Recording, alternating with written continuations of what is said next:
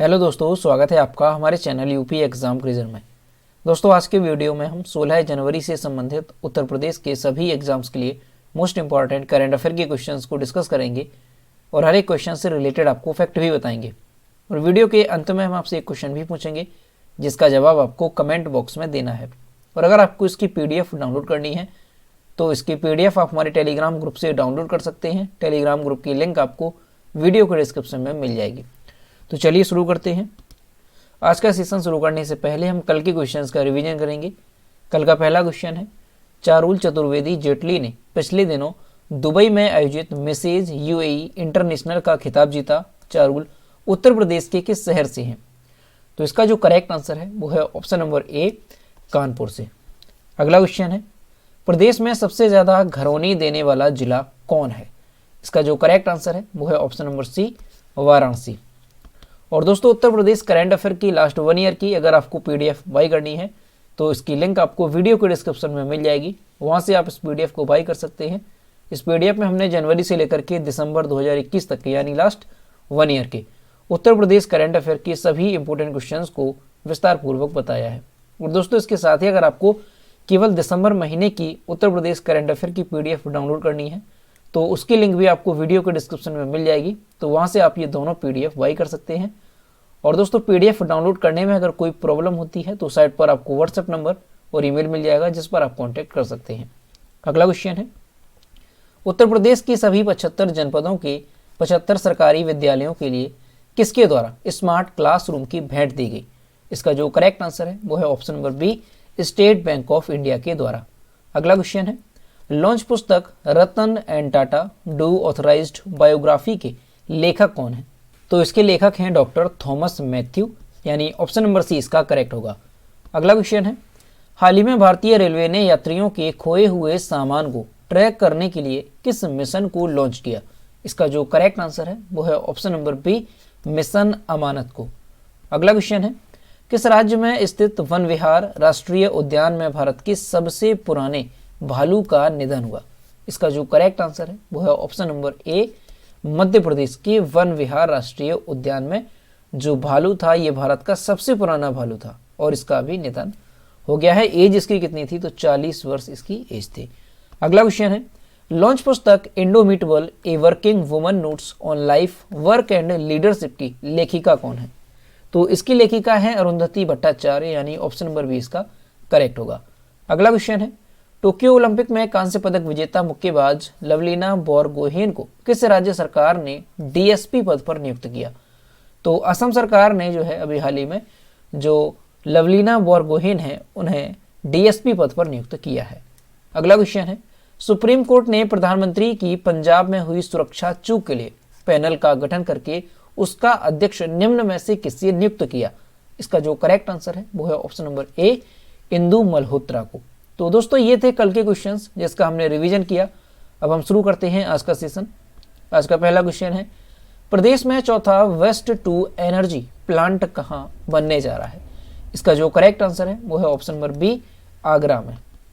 आगरा में Kuberpur landfill site पर कूड़े से बिजली बनाने वाला वेस्ट टू एनर्जी प्लांट बनेगा। इस प्लांट की क्षमता 15 मेगावाट है, लेकिन शुरुआत में ये 10 मेगावाट बिजली का उत्पादन करेगा और हर दिन 800 मीट्रिक टन कचरे का इस्तेमाल इस प्लांट में किया जाएगा। और ये उत्तर प्रदेश का चौथा ऐसा प्लांट है, यानी वेस्ट टू एनर्जी प्लांट इसे कहा जाता है। और इससे पहले अगर देखा जाए कि उत्तर प्रदेश में जो वेस्ट टू एनर्जी प्लांट है वो कहाँ पर स्थापित किए गए, तो इससे पहले कानपुर है, गाजियाबाद और मुजफ्फरनगर में भी वेस्ट टू एनर्जी प्लांट लगाने की मंजूरी दी गई है। तो दोस्तों, आपको अच्छे से ध्यान रखना है कि वेस्ट टू एनर्जी यानी कूड़े से बिजली बनाने वाला जो प्लांट है वो सबसे पहले कहाँ पर बनाने की बात की गई? कानपुर में। और अभी जो चौथा ऐसा प्लांट बनने जा रहा है वो कहाँ पर बनने जा रहा है? तो आगरा में कुबेरपुर लैंडफिल साइट पर। अगला क्वेश्चन है, प्रदेश में किस मंदिर में श्रद्धालुओं के लिए खादी हस्त निर्मित कागज चप्पलों का विक्रय आरंभ किया गया?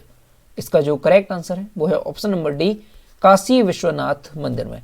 और यहाँ पर आप इमेज में देख सकते हैं, ये हैं चप्पलें जो कि हस्त निर्मित कागज से बनाई गई हैं। यानी जो चप्पलें हैं ये कागज से बनाई गई हैं, पूरी तरीके से ये कागज से बनाई गई हैं। और इसका जो विक्रय का आरंभ है वो किस मंदिर से किया जाएगा, तो काशी विश्वनाथ मंदिर से।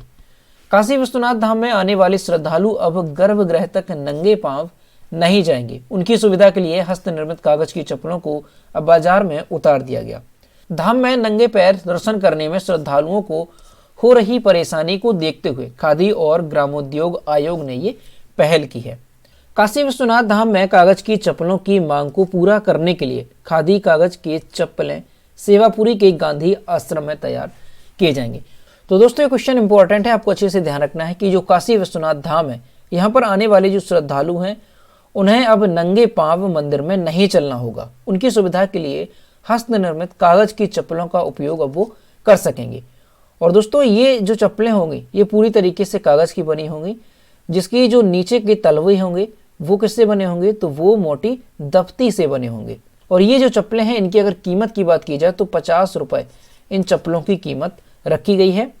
अब दोस्तों ये जो कागज की चप्पलें हैं ये क्यों लाई गई हैं, तो इसलिए लाई गई हैं क्योंकि जो श्रद्धालु होते थे वो मंदिरों में जब सर्दी का मौसम होता था तो उन्हें सर्दी की समस्या होती थी और गर्मियों के मौसम में उनके पैर जो है वो तपने लगते थे। तो इसलिए इन कागज की चप्पलों को लाया गया है जिससे कि वो सर्दी और गर्मी के मौसम में भी जो है उन्हें समस्या नहीं होगी।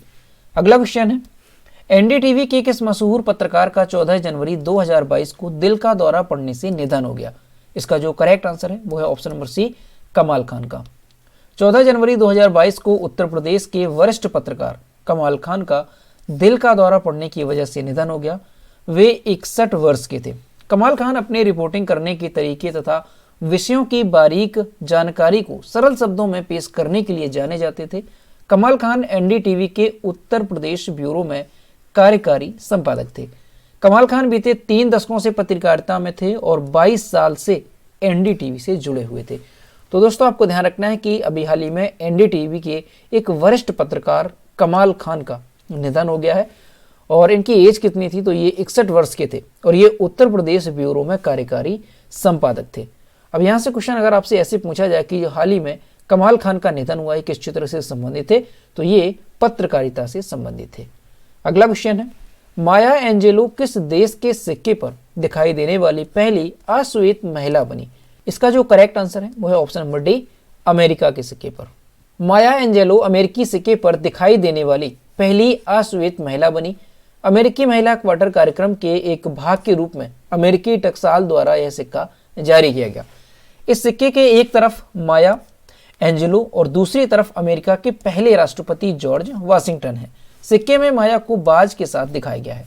तो दोस्तों ये क्वेश्चन भी इंपॉर्टेंट है, आपको ध्यान रखना है कि माया एंजेलो ये अमेरिकी सिक्के पर दिखाई देने वाली पहली अश्वेत महिला बनी है। यानी जो अमेरिका में सिक्का एक जारी किया गया है तो उसमें जो माया एंजेलो हैं इनकी फोटो होगी और सिक्के की दूसरी तरफ किसकी फोटो होगी, तो अमेरिका के पहले राष्ट्रपति जॉर्ज वाशिंगटन। अब दोस्तों अगर अमेरिका की बात की जाए तो अमेरिका की कैपिटल क्या है, तो वॉशिंगटन डीसी अमेरिका की कैपिटल है। और अमेरिका की करेंसी क्या है, तो अमेरिकी डॉलर अमेरिका की करेंसी है। और अमेरिका के जो राष्ट्रपति हैं वो कौन है, तो जो बाइडेन वर्तमान में अमेरिका के राष्ट्रपति हैं। और अमेरिका के उपराष्ट्रपति कौन है, तो कमला हैरिस जो कि भारतीय मूल की हैं, वो अमेरिका की उपराष्ट्रपति हैं। अगला क्वेश्चन है, भारत में सेना दिवस यानी आर्मी डे हर साल कब मनाया जाता है? इसका जो करेक्ट आंसर है वो है ऑप्शन नंबर ए, 15 जनवरी को। भारत में सेना दिवस यानी आर्मी डे हर साल 15 जनवरी को देश और उसके नागरिकों की रक्षा के लिए अपने प्राणों की आहुति देने वाले बहादुर सैनिकों को सलाम करने के लिए मनाया जाता है। इस साल 74वां भारतीय सेना दिवस है। यह दिन उस दिन को मनाने के लिए मनाया जाता है जब जनरल के.एम. करियप्पा जो कि बाद में फील्ड मार्शल भी बने, तो उन्होंने 1949 में अंतिम British commander in chief general sir F F R. Bucher से सेना की कमान संभाली थी और स्वतंत्रता के बाद भारतीय सेना के पहले कमांडर इन चीफ बने थे। तो आपको अच्छे से ध्यान रखना है कि हर साल भारत में सेना दिवस यानी आर्मी डे कब मनाया जाता है, तो 15 जनवरी को ये मनाया जाता है। और क्यों मनाया जाता है, किसकी याद में, तो भारत की स्वतंत्रता के बाद भारतीय सेना के पहले कमांडर इन चीफ जो बने थे के.एम. करियप्पा, तो उनकी याद में ये मनाया जाता है। अब दोस्तों अगर भारतीय सेना की बात की जाए तो जो भारतीय सेना है ये दुनिया की चौथी सबसे शक्तिशाली सेना है। यानी पहले नंबर पर कौन सी है, तो अमेरिकी सेना, दूसरे नंबर पर है रूस की सेना, और तीसरे नंबर पर है चाइना की, और चौथे नंबर पर है हमारे देश भारत की सेना। अब दोस्तों वर्तमान में भारत की थल सेना अध्यक्ष कौन है? तो जनरल मनोज मुकुंद नरवणे वर्तमान में भारतीय थल सेना के अध्यक्ष हैं। वर्तमान में वायुसेना अध्यक्ष कौन है? तो air chief marshal V R. Chaudhari, यानी air chief marshal Vivek Ram Chaudhari जो है वर्तमान में वायुसेना अध्यक्ष है। और वर्तमान में जल सेना अध्यक्ष कौन है? तो एडमिरल करमबीर सिंह वर्तमान में जल सेना अध्यक्ष है। तो ये तीनों आपको ध्यान रखनी है। अगला क्वेश्चन है, हाल ही में किसने पूर्वोत्तर राज्यों की संस्कृति को बढ़ावा देने के लिए नॉर्थ ईस्ट ऑन व्हील्स अभियान शुरू किया? इसका जो करेक्ट आंसर है वो है option number B, Meenakshi Lekhi के द्वारा। संस्कृति राज्य मंत्री मीनाक्षी लेखी ने पूर्वोत्तर राज्यों की संस्कृति को बढ़ावा देने के लिए नई दिल्ली में नॉर्थ ईस्ट ऑन व्हील्स अभियान शुरू किया। आजादी का अमृत महोत्सव के उपलक्ष्य में बाइक अभियान इस साल 8 से 16 अप्रैल के बीच निर्धारित है। इस अभियान में क्या होगा? तो इस अभियान में भाग लेने वाले 75 बाइकर्स का चयन जो है वो किया गया है देश भर से, और वे 6 समूहों में पूर्वोत्तर क्षेत्र में लगभग 9000 किलोमीटर की दूरी तय करेंगे। और इस माध्यम से जो है वो क्या करेंगे? तो यह अभियान पर्यटन मंत्रालय की देखो अपना देश पहल को भी बढ़ावा देगा, और जो राइडर्स होंगे वो सड़क सुरक्षा के महत्व का संदेश भी देंगे। तो आपको ध्यान रखना है कि नॉर्थ ईस्ट ऑन व्हील्स अभियान जो है वो किसने शुरू किया है? तो संस्कृति राज्य मंत्री मीनाक्षी लेखी के द्वारा इसे शुरू किया गया है। कहां से? नई दिल्ली में इसे शुरू किया गया है। और इस अभियान के तहत कितने बाइकर्स का चयन किया जाएगा देश भर से? तो 75 बाइकर्स का चयन किया जाएगा जो कि 9000 किलोमीटर की दूरी तय करेंगे। अगला क्वेश्चन है, दक्षिण अफ्रीका में टेस्ट क्रिकेट में शतक लगाने वाले पहले भारतीय विकेट कीपर बल्लेबाज निम्न में से कौन बन गए हैं? इसका जो करेक्ट आंसर है वो है option number C, Rishabh Pant.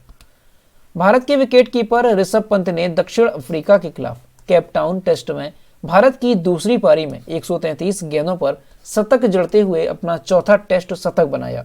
इसके साथ ही ऋषभ पंत दक्षिण अफ्रीका में शतक बनाने वाले पहले भारतीय विकेट कीपर बन गए।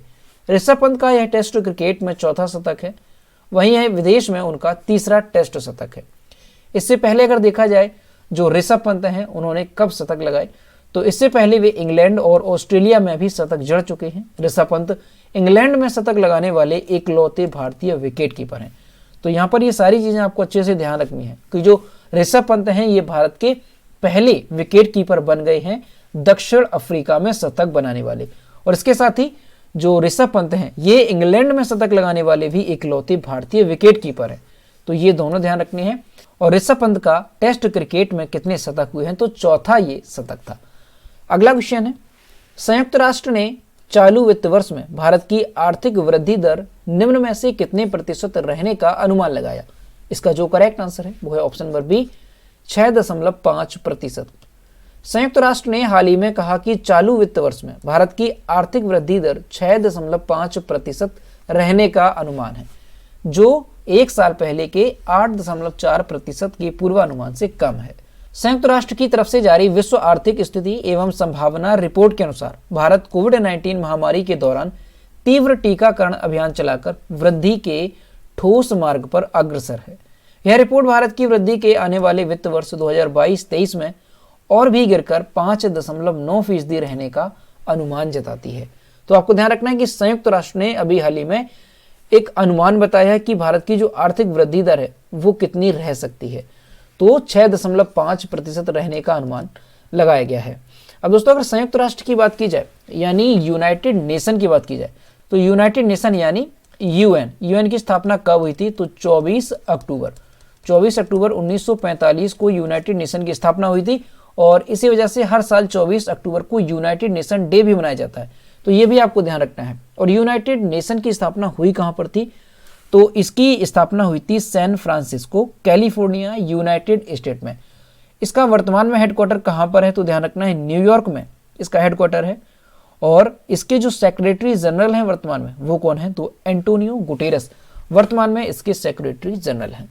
अगला क्वेश्चन है, हाल ही में किस देश ने भारत के साथ दुनिया की सबसे तेज supersonic anti ship cruise missile BrahMos missile की खरीद को मंजूरी दे दी है? इसका जो करेक्ट आंसर है वो है ऑप्शन नंबर ए, फिलीपींस ने।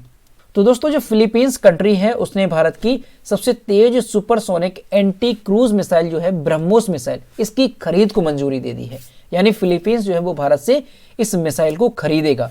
यह पूरी मिसाइल डील लगभग 37 करोड़ 40 लाख डॉलर की होगी।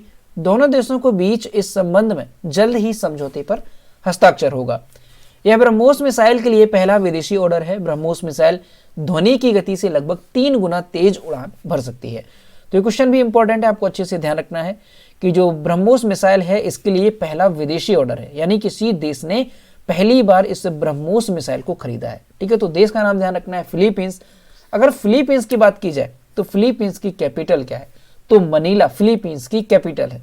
फिलीपींस की करेंसी क्या है? तो फिलीपीनी पीसो फिलीपींस की करेंसी है। और फिलीपींस के जो वर्तमान में राष्ट्रपति हैं वो कौन है?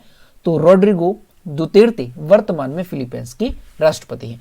तो ये सारी चीजें में आपको ध्यान रखनी है, क्योंकि जब भी भारत के साथ किसी देश के साथ समझौता होता है तो आने वाले एग्जाम्स में उसी देश की करेंसी या राष्ट्रपति या उसकी कैपिटल पूछने की संभावना बढ़ जाती है। तो इसीलिए जब भी किसी भी देश के साथ कोई समझौता होता है तो मैं आपको उसकी कैपिटल, उसके प्रेसिडेंट या प्राइम मिनिस्टर जो भी वहां के राष्ट्र प्रमुख हैं और इसके साथ ही उसकी करेंसी बताता हूं। तो ये भी आपको ध्यान रखनी है। अगला क्वेश्चन है, किस राज्य में 18वां कचाई लेमन फेस्टिवल आयोजित किया गया? इसका जो करेक्ट आंसर है वो है ऑप्शन नंबर डी, मणिपुर में। मणिपुर राज्य में 2 दिवसीय कचाई लेमन फेस्टिवल का 6ठा संस्करण आयोजित किया गया, जो कि मणिपुर में उखरूल जिले के कचाई गांव के स्थानीय मैदान में शुरू हुआ है। और दोस्तों ये जो फेस्टिवल है कचाई लेमन फेस्टिवल, ये क्यों आयोजित किया जाता है? तो अनोखे प्रकार के नींबू फल को बढ़ावा देना और नींबू किसानों को प्रोत्साहित करने के लिए हर साल यहाँ पर ये फेस्टिवल आयोजित किया जाता है। इस साल की इस फेस्टिवल में कुल 260 स्टॉल लगाए गए। इस वर्ष महोत्सव का आयोजन सुरक्षित पर्यावरण और ग्रामीण परिवर्तन के लिए जैविक कचाई नींबू विषय के तहत किया जा रहा है। तो आपको ध्यान रखना है कि अगर ये पूछा जाए कि जो कचाई लेमन फेस्टिवल है ये कहाँ पर आयोजित किया जाता है, तो आपको ध्यान रखना है ये मणिपुर में आयोजित किया जाता है। और ये इस बार 6ठा संस्करण था। और ये जो फेस्टिवल है कितने दिवस का होता है? तो 2 दिवसीय फेस्टिवल होता है। और दोस्तों यहाँ पर मणिपुर की बात है तो ये है मैप में मणिपुर। मणिपुर की कैपिटल है इम्फाल। मणिपुर के चीफ मिनिस्टर हैं एन बीरेन सिंह और मणिपुर के गवर्नर हैं ला गणेशन।